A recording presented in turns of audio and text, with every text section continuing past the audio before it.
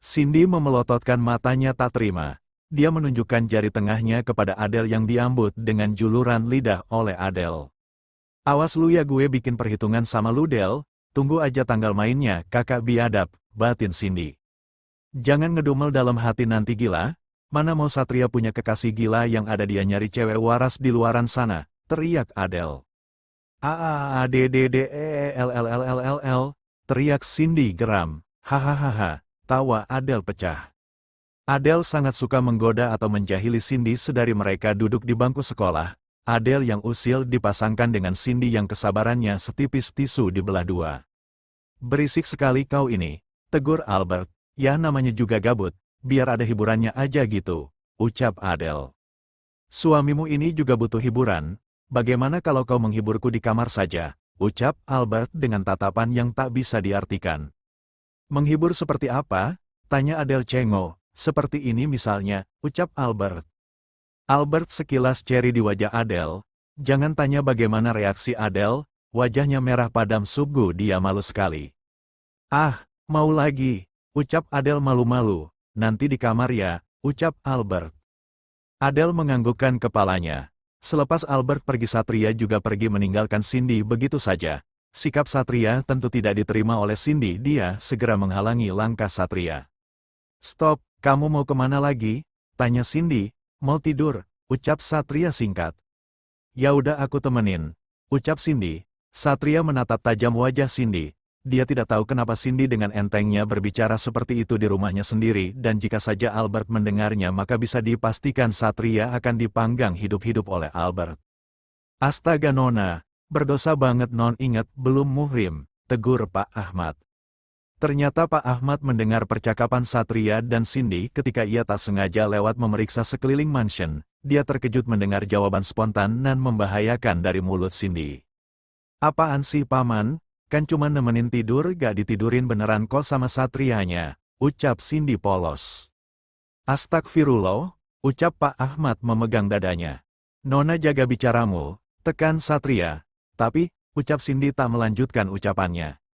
Satria berlalu begitu saja. Dia tidak mengerti jalan otak Cindy yang sudah terkontaminasi oleh hal-hal ekstrim yang menurutnya sangat berbahaya untuk keselamatan dirinya. Astagfirullah, untung Tuan Al sudah pergi, kalau tidak makin susah restunya, gumam Satria. Ayang Iij, teriak Cindy. Satria terus melangkahkan kakinya tanpa memperdulikan Cindy yang berteriak dan ngedumel sendiri, sedangkan Pak Ahmad menjadi korban atas kekesalan Cindy. Gara-gara Paman sih, ucap Cindy. Kok jadi Paman yang salahin sih? Tanya Pak Ahmad heran. Iya tadi ngapain nongol, sok-sokan nyeramahin segalakan Satrianya jadi pergi lagi, omel Cindy. Daripada Non marah-marah mending kita bikin seblak aja, bujuk Pak Ahmad. Siapa yang marah-marah sih? Ya udah ayo, katanya mau bikin seblak, sewot Cindy. Ya ayo, ajal Pak Ahmad. Dan pada akhirnya bujukan Pak Ahmad berhasil. Cindy dan Pak Ahmad membuat seblak ala-ala mereka berdua. Beberapa saat kemudian, aroma seblak sudah tercium baunya. Cindy menuangkan seblak buatannya ke dalam mangkuk. Pak Ahmad jadi ngeri sendiri melihat kuah merah merona yang bisa membuat perut menjerit. Cindy membawa mangkuknya, kemudian dia duduk di meja makan. Non apa gak kepedesan tuh sambelnya? Tanya Pak Ahmad. Kalau lagi galau, pusing enaknya diseblakin aja, kesel banget sama Satria dia kalau udah marah lama, padahal kan cuman masalah sepele, ucap Cindy mengungkapkan keluh kesah di dalam hatinya. Ya lelaki mana yang ridho melihat wanitanya dekat dengan pria lain? Satria lihat Non dekat-dekat sama pria yang bernama Farida dan kelihatannya si Farida itu suka sama Non, ucap Pak Ahmad. Gak mungkin suka, kita tuh udah biasa kumpul deketan kayak gitu dari zaman sekolah, kalau gak percaya tanya aja Adele. Lagian nih yang ngapain juga harus cemburu sama sahabat sendiri, ucap Cindy sambil kepedesan. Namanya juga cinta, cemburu tak bisa melihat apa status lawan jenis yang berada di lingkungan sekitar kita, mau itu dengan sepupu, sahabat, atau bahkan saudara sendiri Non, ucap Pak Ahmad.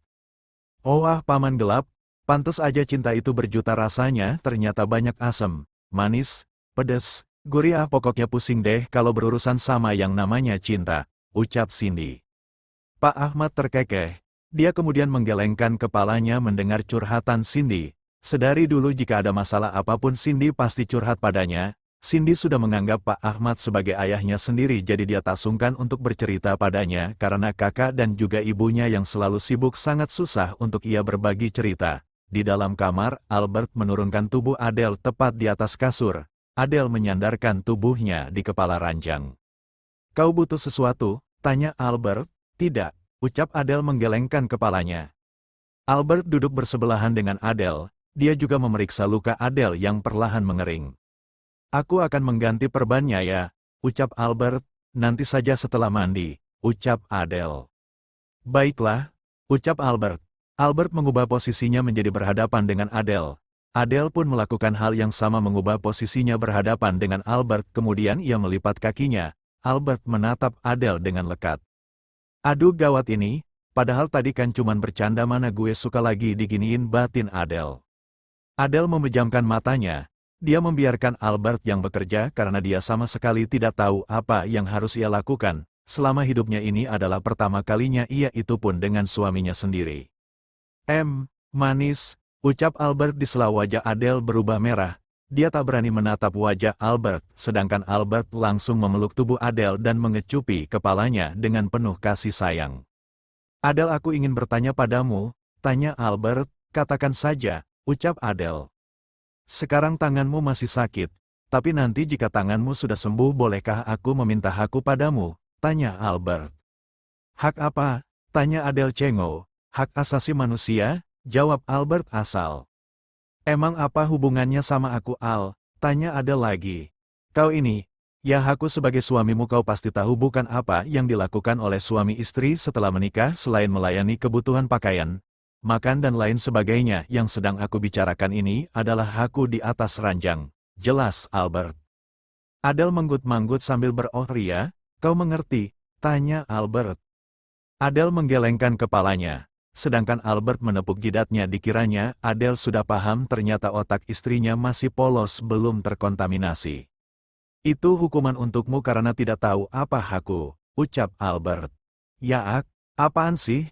Aku kan benar-benar gak ngerti," protes Adele. Adele mengambil kaca kecil di atas nakas. Dia kemudian meletakkan kaca tersebut di hadapannya. "Kok jadi dur kayak gini sih, Al? Ini mah bukan seksi yang ada kayak kesengat tawon," keluh Adele. "Tapi meskipun begitu kamu dapat pahala loh," ucap Albert tersenyum. "Iyakah?" tanya Adele. "Menyenangkan suami adalah pahala bagi istrinya, begitupun sebaliknya," ucap Albert. "Oh gitu ya? Ibu juga pernah bilang sih sama aku," ucap Adele. Adele meminta Albert duduk di sebelahnya. Dia menggeserkan tubuhnya sedikit ke belakang agar bisa kembali bersandar di kepala ranjang. "Al, ada yang ingin aku tanyakan padamu," tanya Adele. "Katakanlah," ucap Albert. "Sebenarnya dari kemarin-kemarin aku lupa ingin menanyakan hal ini padamu. Makanya sekarang mumpung berdua aku ingin nanya sama kamu perihal Lukas yang membayar pelayan di sini untuk mencelakaimu itu, bagaimana ceritanya?" tanya Adele.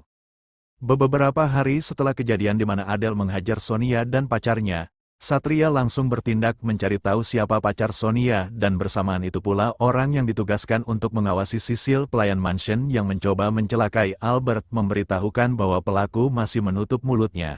Satria memerintahkan anak buahnya untuk menyandera keluarga Sisil sebagai gertakan agar Sisil mau mengaku. Sedangkan Satria sendiri menyelidiki latar belakang kekasih Sonia yang berani menghina tuannya. Hanya butuh sedikit waktu Satria sudah berhasil mendapatkan apa yang dia mau. Bawahannya pun sudah berhasil membuat Sisil mengaku siapa dalang sebenarnya.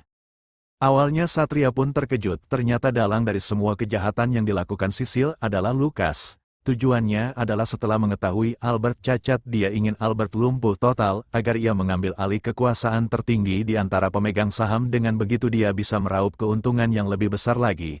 Lukas juga seringkali memalsukan data di mana keuntungan yang didapat tidak sesuai dengan laporan yang diberikan, yang mengundang kecurigaan Satria.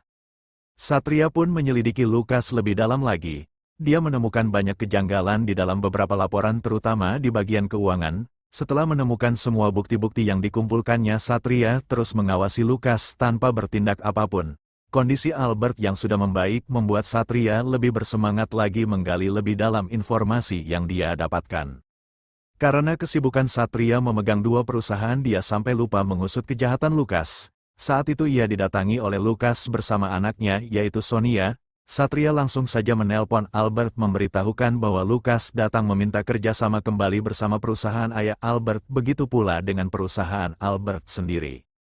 Saat itu kondisi mental Albert sudah sembuh total. Satria mengirimkan semua laporan mengenai Lukas lewat email sebelum Albert sampai di perusahaan miliknya. Saat Albert sudah sampai di rumah sakit, ternyata ada kejadian tak terduga di mana Adele tertembak setelah masalah Lukas selesai. Hebat banget Satria. Puji Adele. Albert menunjukkan tatapan tidak sukanya kepada Adele yang dengan beraninya memuji pria lain tepat di hadapannya sendiri. Jangan memuji pria lain selain suamimu sendiri, tegas Albert. Emangnya kenapa orang Satria hebat kok, ucap Adele. Aku tidak suka kau memujinya, protes Albert. Utututu suamiku cemburu nih ye. Satria memang hebat tapi suamiku yang satu ini gak kalah hebatnya, malah lebih hebat, ucap Adele sedikit menggoda suaminya. Seketika wajah Albert berubah sumringah, dia memeluk tubuh Adele dengan erat. Jangan panggil aku dengan sebutan Al, tidak sopan. Aku adalah suamimu bukan temanmu, ucap Albert. Terua aku harus panggil apa?